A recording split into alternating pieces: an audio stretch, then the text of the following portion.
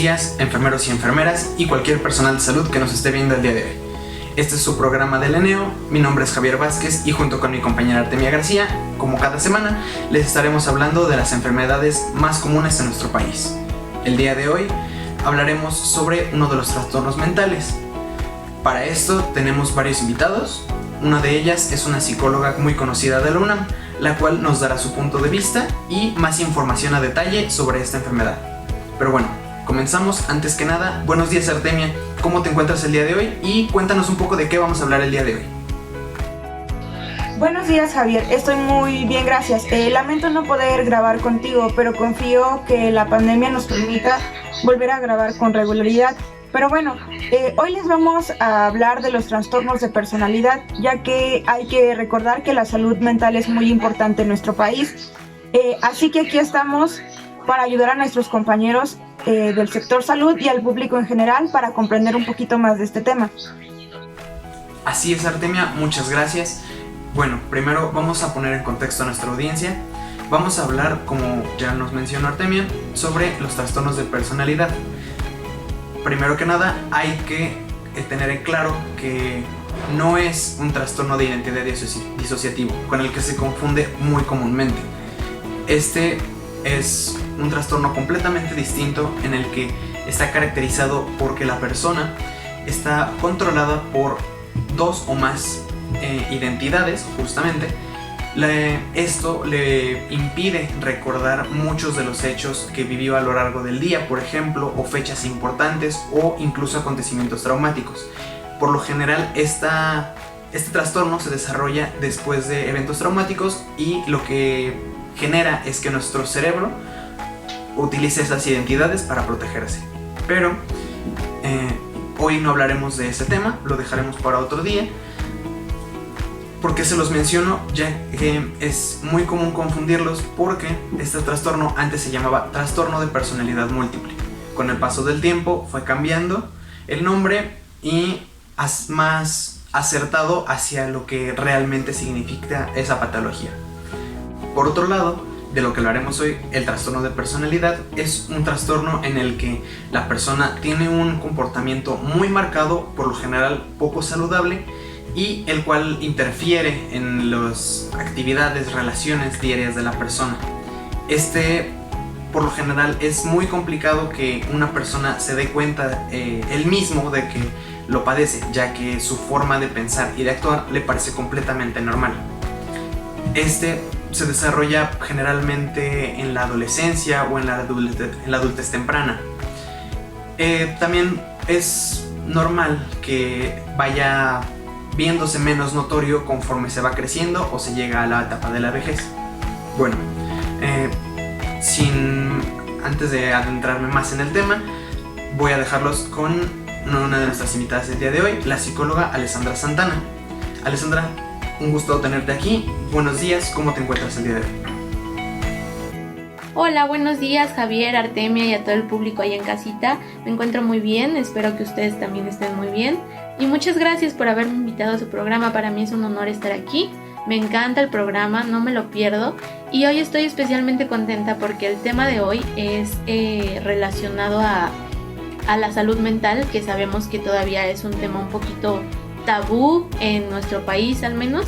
Entonces como que empezar a abordar estos temas, empezar a hablar de esto que es una realidad, que es algo que está pasando, me parece de suma importancia, ¿no? Si bien comprendo que muchas veces lo que no conocemos nos puede parecer un poquito intimidante o inquietante, pues bueno, hoy vamos a resolver algunas dudas, vamos a abordar el tema y si bien no esperamos que se conviertan en expertos al acabar la plática, pues sí que conozcan un poquito y que entendamos un poco más lo que son estos tipos de trastornos, ¿no? Un placer tenerte aquí, Alessandra. Sabes que eres bienvenida cuando quieras, aunque tenga que ser en este formato por ahora, pero esperamos verte pronto.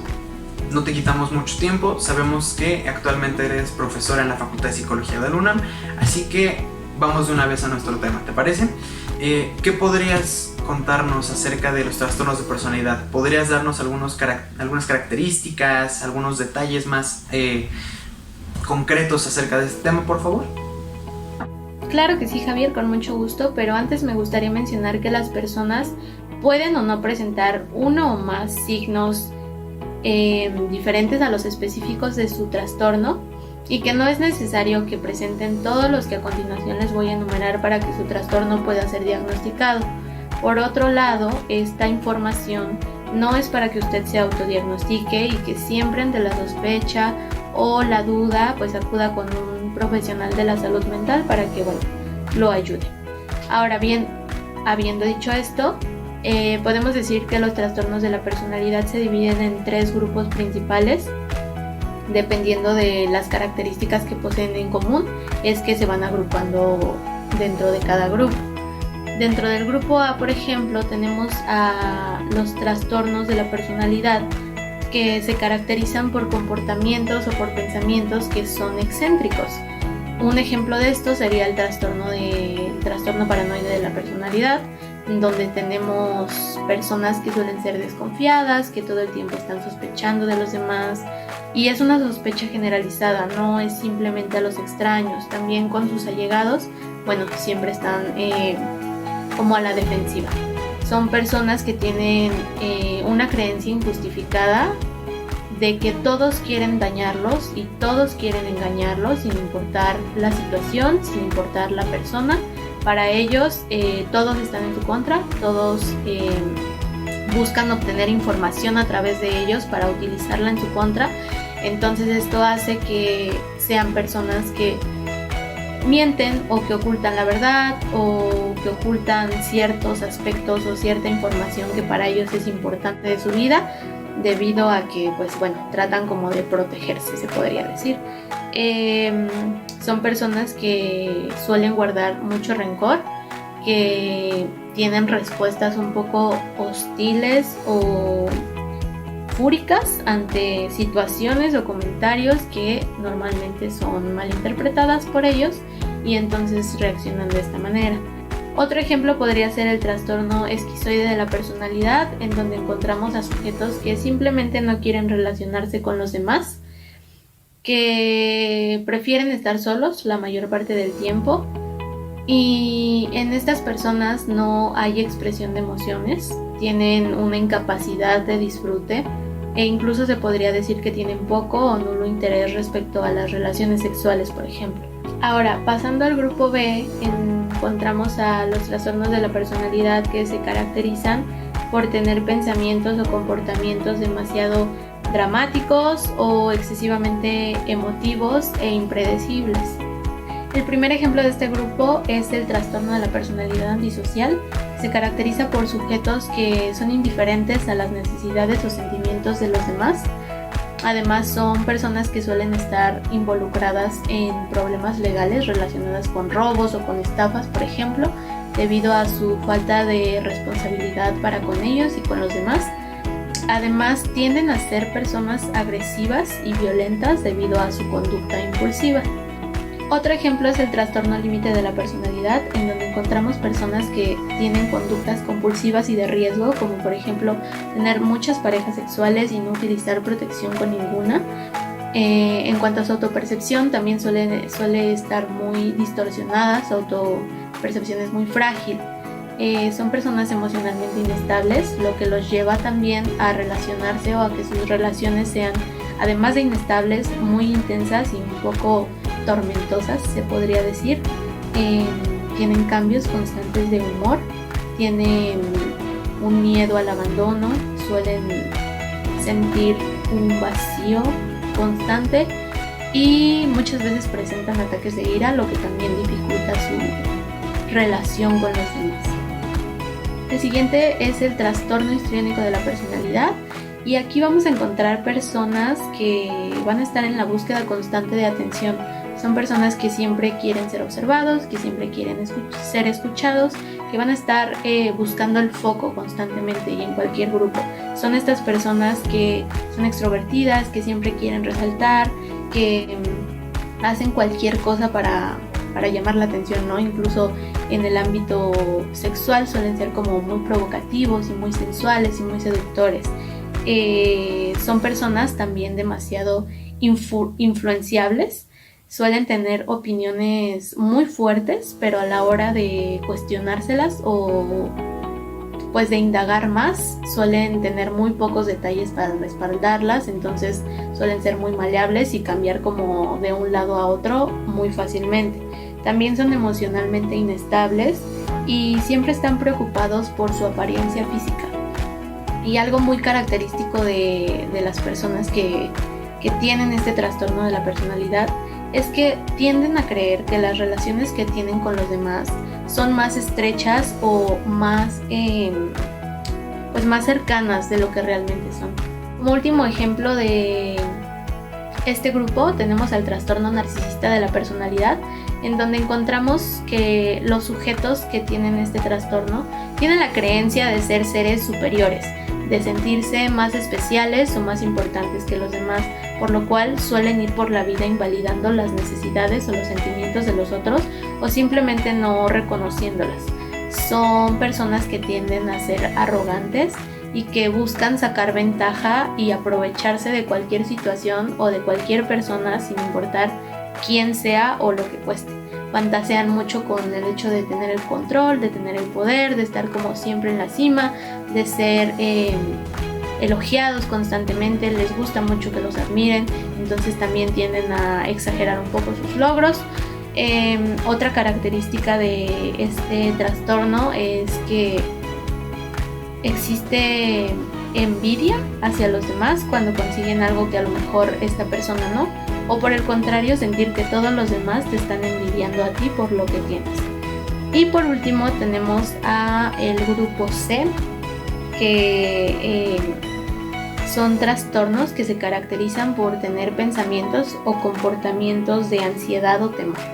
Como primer ejemplo de este grupo tenemos al trastorno de la personalidad dependiente, que como su nombre lo dice, se caracteriza por una excesiva dependencia, una personalidad sumisa, mucho apego hacia con los demás. Son personas que no tienen confianza en sí mismos. Es común que veamos a personas con este trastorno pedir consejos, pedir confirmaciones, incluso en las decisiones más pequeñas o más simples. Ellos siempre buscan que alguien les diga qué hacer o cómo hacer porque no confían en que ellos puedan hacer las cosas bien. Esta falta de confianza también hace que sean personas que permiten abusos hacia su persona o que los traten mal, no saben poner límites, y todo esto es debido a el miedo que les da quedarse solos. El siguiente es el trastorno de la personalidad obsesivo-compulsiva, que se caracteriza por una excesiva preocupación por los detalles, por el orden, por las normas, por un perfeccionismo. Incluso se podría decir que es un perfeccionismo extremo, en donde la persona repite y repite y repite una tarea sin importar cuánto tiempo esté perdiendo en ello, hasta que al final está conforme con el resultado que obtiene. Son personas que a la hora de trabajar en equipo les cuesta mucho trabajo porque no saben delegar tareas, porque tienen la creencia de que si no lo hacen ellos no va a salir bien. Entonces tienden a trabajar mejor solos o a preferir trabajar solos. Son obstinados, son inflexibles, siempre quieren tener el control. También son personas que tienden a guardar o acumular muchas cosas y pues por otro lado suelen estar constantemente angustiados debido a que si no salen las cosas como ellos buscan o como ellos pretenden, pues bueno, entra ahí también un sentimiento como de frustración. Por último tenemos el trastorno de la personalidad por evitación, en donde encontramos a personas que son muy sensibles a las críticas, que les da mucho miedo el rechazo, tienen un constante sentimiento de inferioridad. Además evitan este contacto interpersonal debido al temor que les genera el ser desaprobados o el pasar alguna vergüenza o hacer el ridículo, y entonces esto, bueno, pues los lleva a aislarse socialmente. Entonces recordemos que estos signos y síntomas que les acabo de mencionar no tienen que estar tal cual para que el trastorno pueda ser diagnosticado, y también si se sintieron identificados con alguno de estos o más de estos y creen o sospechan tener algún trastorno de la personalidad, sería importante que acudieran con un profesional de la salud mental para que él pudiera orientarlos y pudiera tratarlos de ser necesario. Porque, pues bueno, si no se tratan estos trastornos, puede haber muchas complicaciones y muchas dificultades a la hora de llevar las relaciones con las demás personas. Entonces es importante que no se diagnostiquen y que acudan siempre con un especialista en salud mental. Muchísimas gracias, Alessandra, estuvo excelente esa información que nos diste, es justamente lo que queríamos para nuestro público, que conociera más acerca de esta enfermedad. Te lo repito, eres bienvenida para futuros programas, esperamos que podamos tener más acerca de la salud mental, ya que pues es un tema que necesitamos conocer todos, que es muy importante, pero bueno, vuelvo con mi compañera Artemia. Artemia, tengo entendido que trajiste una de tus pacientes que aceptó venir a nuestro programa el día de hoy. ¿Podrías hablarnos un poco sobre las intervenciones que tienes con ella o qué has visto? Así es Daniela. En este momento no estoy con ella, pero la vamos a poder ver más adelante por videollamada. Llevo alrededor de 6 meses con ella, hemos trabajado mucho en este tiempo juntas. Les voy a explicar un poco de lo que hace enfermería con estas personas. Primero, recapitulemos. El trastorno de la personalidad de cualquiera de los que ya hablamos o mencionó la psicóloga Alessandra pueden llegar a ser graves si no se les da un tratamiento adecuado o un seguimiento. Las consecuencias pueden ser en el ámbito social, sobre todo, y también en el personal. Vamos a comenzar con las intervenciones que se pueden dar en este tipo de crisis. No sin antes mencionar que en las crisis hay niveles muy altos de ansiedad y agitación psicomotora. Esto puede contribuir a la aparición de autolesiones e incluso suicidio, ya que en el bloqueo emocional les impide sentir y reconocer la emoción. En el bloqueo cognitivo les impide comprender o razonar lo que está sucediendo en ese momento. Y en el bloqueo físico les impide sentir y percibir su propio cuerpo. En estos momentos de crisis se recomienda algunas intervenciones. Voy a mencionar unas como muy generales para englobar todos los tipos de trastornos de personalidad.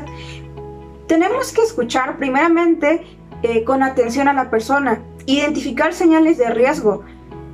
Recordemos que las personas pueden autolesionarse en este tipo de crisis.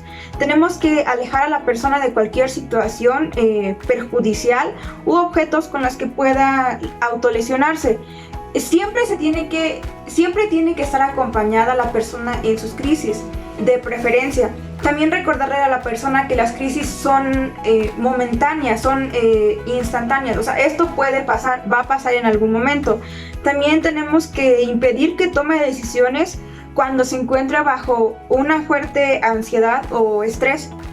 También tenemos que recordar que estas crisis están acompañadas sobre todo por una sobrecarga de mucha ansiedad, por lo que debemos contener esta situación, y lo podemos hacer pidiéndole a la persona que haga respiraciones profundas. Bien, en cuanto a las respiraciones profundas, nosotros podemos guiar a la persona indicándole la inhalación o exhalación. Mientras más profundo respire, contiene más aire.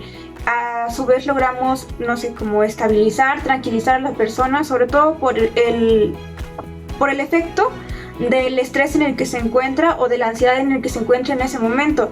Y bueno, ahora vamos a pasar a las intervenciones que se dan en momentos en los que la persona no tiene crisis. Aquí es donde tenemos que trabajar mucho, debido a que la educación será primordial para enseñarle a la persona a comprender su trastorno. También tenemos que tener una escucha muy activa. La persona siempre tiene que saber que le estamos escuchando. Tenemos que mostrar una conducta de aceptación, ya que es muy importante que la persona se sienta en confianza para que pueda indicarnos o decirnos lo que piensa y siente, y no tenga el temor a sentirse juzgada. También debemos ser un enlace entre la persona y su familia. Esta labor es muy esencial, ya que debemos fomentar que la familia que le brinde este apoyo a nuestra persona, ayudarles a comprender y a empatizar la enfermedad que está causando o que está presentando la persona. También debemos fomentar y animar a la paciente a evaluar su propio comportamiento. De esta manera podemos determinar las acciones que son o no correctas con ella y así ayudarle a modificar estas acciones. Bien, y bueno, en ese sentido la persona tiene que empezar a modificar ciertas conductas, porque como bien mencionó la psicóloga Alessandra, hay conductas como muy marcadas con esas personas que no son correctas y se pueden modificar, como pasaba con algunas de las conductas que hacía mi paciente Daniela, como estar con hombres simplemente por ese sentido económico que les daba, incluso sin llegar a pensar que podía lastimar a su familia o a sus hermanos en este caso. Y finalmente no podemos terminar esas intervenciones sin mencionar que estos trastornos requieren de una medicación muy estricta, por lo cual debemos intervenir en que se sigan apropiadamente o se prescriban. Bueno, sí, se sigan apropiadamente la prescripción de los medicamentos psiquiátricos que recetó el psiquiatra de nuestra paciente, ¿no? Voy a mencionarles algunos grupos de los medicamentos más comunes para esta enfermedad. Primero voy a empezar con los estabilizadores del estado de ánimo. Estos, como bien lo menciona el nombre, van a estabilizar el estado de ánimo y así suavizar los cambios de humor y también disminuir estos cambios tan bruscos en cuanto a la irritabilidad que puede tener la persona. Otros medicamentos muy importantes y que sobre todo se van a dar en crisis o se dan en crisis son los medicamentos antipsicóticos.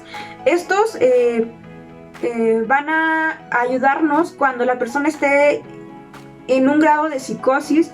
Eso significa cuando pierde el contacto con la realidad, como en un momento de crisis. Estos van a ser muy muy importantes para poder estabilizar a nuestra persona en este tipo de situaciones. Vamos a seguir con los ansiolíticos. Recordemos que la ansiedad va a ser un factor muy marcado, porque cuando las personas presentan crisis hay una ansiedad muy muy marcada o manifiesta en ellos. Los ansiolíticos nos van a ayudar, como bien sabemos, a reducir los niveles de ansiedad, por lo cual la persona debe presentar la menor cantidad de crisis o nerviosismo en esta situación. También podemos presentar, también se pueden recetar antidepresivos. Estos pueden tener un gran efecto sobre el control de la impulsividad, la ira, la irritabilidad, entre otros.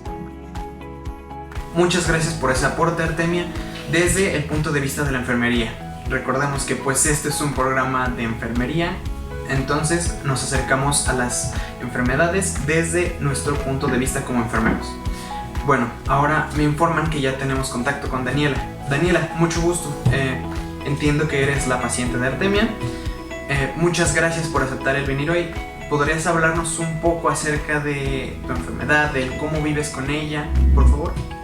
Hola, mucho gusto. Mi nombre es Patricia Reyes, tengo 35 años y primero que nada me encantaría agradecer a mi enfermera Artemia y a los demás profesionales por permitirme aparecer en este espacio para poder contar mi testimonio.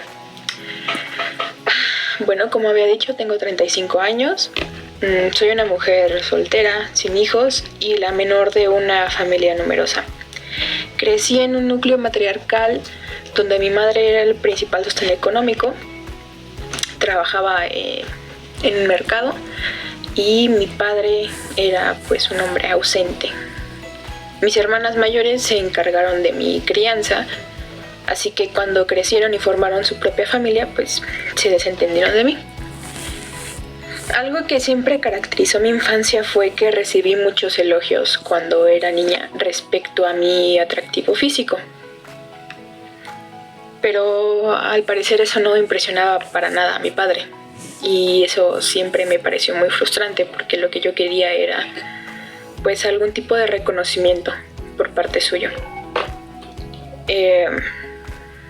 Fui cortejada por hombres mayores desde muy joven, pero cada que hablaba con él y que le decía lo que estaba pasando conmigo, él no se mostraba impresionado, ni se interesaba en lo más mínimo por saber con qué tipo de gente yo me involucraba.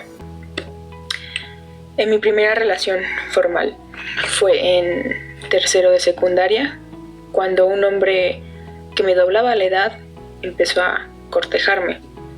Se lo conté a mi madre y ella, en lugar de impedirlo o preocuparse, pues lo vio como una oportunidad para sacarnos a mis hermanas y a mí de la pobreza, porque este hombre era una persona adinerada. Y bueno, así empieza mi historia de terror. Siempre utilicé mi atractivo físico como algo con que salirme con la mía, para llamar la atención de la gente y, bueno, conseguir mis objetivos. Cada vez que no funcionaba, siempre era mostrar un poco más de pierna, mostrar un poco más de escote, decir cumplidos a los hombres, palabras lindas, gestos sugestivos. Y bueno, pronto, sin notarlo, me volví esclava de aquella faceta que yo había construido para, según yo y erróneamente, manipular al resto y hacerme con mis caprichos. Solteros, casados, viudos, principalmente hombres mayores, la verdad no importaba qué tipo de hombre fuera, yo siempre estaba ahí coqueteando con ellos. Las fiestas era mi lugar favorito, donde yo me podía desenvolver mejor, y me gustaba mucho ser el centro de atención. Me gustaba mucho ir y llamar la atención, atraer las miradas de los demás, y para ello ponía mucho empeño en mi arreglo personal. Pues obviamente porque la atención que yo no recibí de mis padres la buscaba en otras personas a la tercera potencia.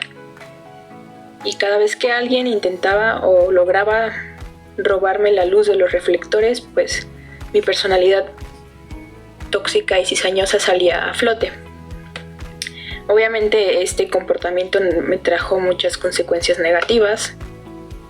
Alejó a mis hermanas, a mis primas de mí, porque sin darme cuenta yo ya me encontraba seduciendo a sus maridos, a mis sobrinos mayores incluso. Y bueno, los hombres recibían casi siempre algún tipo de insinuación por parte mía. Y yo no supe de este padecimiento hasta que un día, después de una fuerte riña, terminé internada en un hospital. Yo tendía a relacionarme con hombres problemáticos, hombres posesivos, que me controlaban y me sometían, y yo confundía estos gestos con amor genuino, ya que nunca tuve a alguien que lo hiciera por mí. Siempre fui un accesorio para ellos, amante, novia, pero nunca pasé de eso, nunca fui la esposa ni la primera opción de nadie. Mi última pareja era 20 años mayor que yo. Vivíamos en concubinato, puesto que él ya tenía familia. Y bueno, la noche en que me internaron, él me golpeó hasta la inconsciencia, pero por fortuna los vecinos escucharon todo el ajetreo y fui llevada al hospital. Ahí pasé por los cuidados de una serie de profesionales de la salud hasta dar con mi enfermera Artemia, quien fue la que detectó en mí un trastorno de la personalidad histriónico, y trabajamos en conjunto para poder tratarlo. Actualmente llevo 2 años de tratamiento psicológico que ha resultado en muchas mejoras. Poco a poco estoy volviendo a reintegrarme con mi familia y amigos, y es gracias a mi enfermera Artemia que pues ellos han logrado comprender un poco mi situación, mi padecimiento, y ha dado resultados óptimos. Le estoy eternamente agradecida y espero que mi experiencia sirva para otras personas. Muchas gracias. Daniela, te agradezco mucho por parte de todo el equipo del programa el haber compartido con nosotros algo tan personal. por el día de hoy se nos terminó el tiempo. Nos esperamos vernos la próxima semana. Les traeremos un poco del tema de la familia y la responsabilidad en la salud comunitaria. Esperamos que conforme pasen las semanas ya podamos estar trabajando con regularidad con nuestro equipo. Y eso es todo por el día de hoy. Saben que pueden dejarnos en nuestras redes sociales cualquier duda que tengan o sugerencias de temas que quisieran escuchar. Y nos vemos la próxima semana. Recuerden tomar mucha agua. Adiós.